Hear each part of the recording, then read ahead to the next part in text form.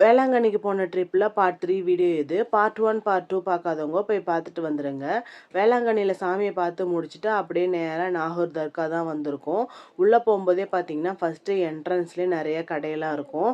அப்படியே கடையெல்லாம் ஒன்று ஒன்றா சுற்றி பார்த்துட்டு அப்படியே உள்ளே போனோம். சாமியை பார்க்கறதுக்கு முன்னாடி பார்த்தீங்கன்னா கால் அலம்பிட்டு தான் உள்ளே போனோன்னு சொல்லிட்டு அங்கே தனியாக ஒரு இடம் இருக்கும். அங்கே போய் ஃபஸ்ட்டு நல்லா கால் அலம்பிக்கிட்டோம். இந்த ட்ரிப்பு ஃபுல்லாகவே பார்த்தீங்கன்னா ஒருத்தன் இந்த ட்ரெஸ்லேயே தான் சுற்றிட்டு இருப்பான். கால் அலம்பினதுக்கப்புறம் பார்த்தீங்கன்னா உள்ளே போய் நல்லா அல்லாவே மனமார கும்பிட்டாச்சு.